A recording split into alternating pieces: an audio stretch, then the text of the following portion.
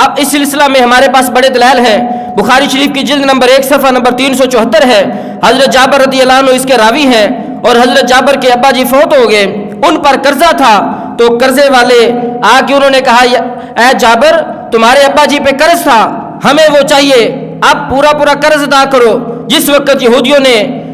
حضرت جابر سے یہ کہا تو حضرت جابر کہتے ہیں کہ میرے باغ میں جتنی کھجوریں ہیں وہ ساری لے جاؤ اور میری جان چھوڑ دو، میں مزید قرض ادا نہیں کر سکتا، میری کوئی اتنی آمدنی نہیں، کوئی ذرائع نہیں۔ جس وقت یہودیوں نے حضرت جابر سے یہ سنا تو یہودی اکڑ گئے، کہنے لگے کہ ہم پورا قرض لیں گے، ہم رتی بھر بھی معاف نہیں کریں گے۔ تو حضرت جابر رضی اللہ عنہ پہ مشکل آئی ہے، صحابی رسول ہیں۔ اب حضرت جابر نے ڈائریکٹ ہاتھ اٹھا کے اللہ رب العزت سے دعا نہیں کی، حضرت جابر نے عقیدہ یہ ثابت کیا کہ اگر مشکل آئی ہے تو اپنے محبوب آقا کی بارگاہ میں جانا ہے۔ اب حضرت جابر کو مشکل آئی ہے تو حضرت جابر رضی اللہ عنہ مشکل میں نبی علیہ السلام کی بارگاہ میں پہنچے ہیں۔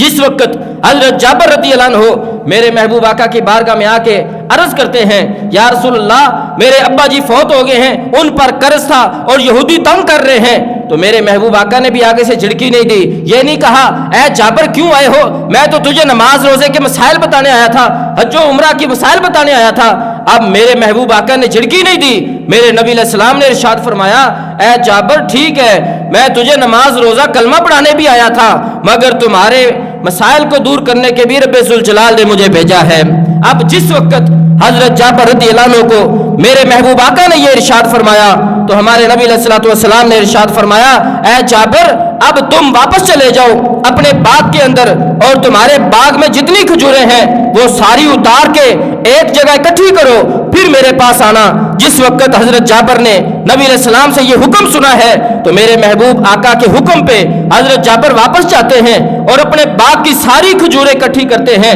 اور ایک جگہ خرمن میں رکھتے ہیں، پھر میرے محبوب کی بارگاہ میں آ کے عرض کرتے ہیں یا رسول اللہ ساری کھجوریں اکٹھی کر لی ہیں، اب میرے لیے کیا حکم ہے؟ تو میرے محبوب آقا صلی اللہ علیہ وسلم نے حضرت ابوبکر صدیق، حضرت عمر فاروق رضی اللہ عنہما کو ساتھ لیا اور حضرت جابر کے باغ میں تشریف لے گئے۔ اب حضرت جابر کا باغ رشک حرم ہے، یہاں میرے محبوب کے قدم لگ رہے ہیں۔ حضرت جابر کے ساتھ نبی علیہ السلام اپنے دونوں یاروں کو لے کے حضرت جابر کے باغ میں جا رہے ہیں۔ اب کیا ہوا، جس وقت حضرت جابر کے باغ میں پہنچے ہیں وہ کھجوروں کا ڈھیر ہے اور کھجوروں کے ڈھیر کے ارد گرد ہمارے محبوب آقا تشریف فرما ہے، صحابہ کرام بھی بیٹھے ہیں۔ تو میرے نبی علیہ الصلوۃ والسلام نے ارشاد فرمایا اے جابر جس وقت ہم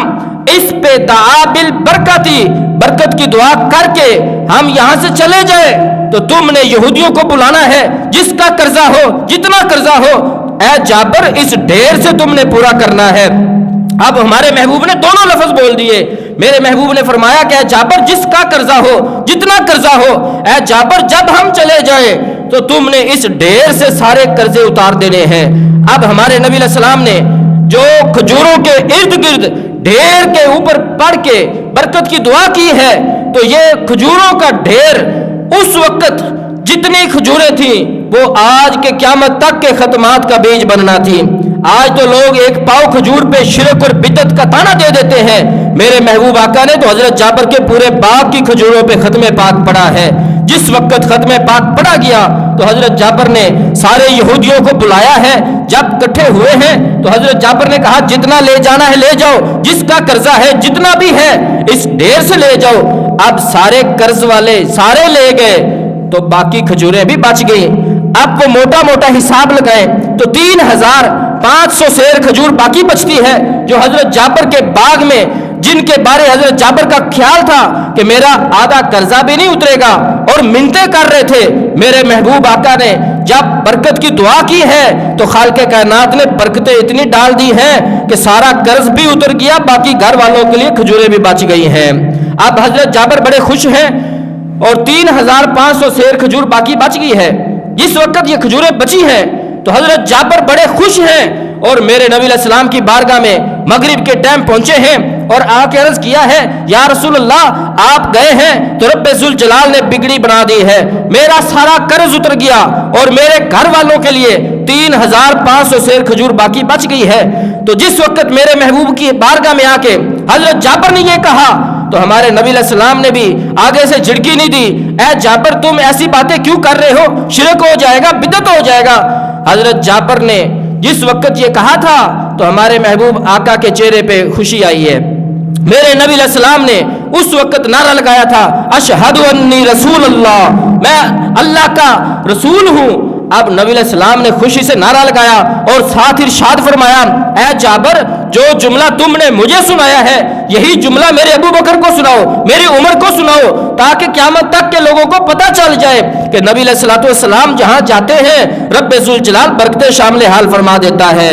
اور ختم پاک پڑھنا یہ نبی علیہ السلام کی سنت ہے، اور میرے محبوب آقا نے اس واسطے بتایا تھا کہ میرے ابو بکر کو بتاؤ، میری عمر کو بتاؤ، تاکہ آج کا جو ختم پڑھا گیا ہے یہ قیامت تک کے ختمات کا بیج بن جائے۔ اور جس وقت بھی میرے غلاموں پہ کوئی مشکل آئے تو وہ مشکل میں پریشان نہ ہو، گھبرا نہ جائیں، کسی کی منتیں نہ کریں،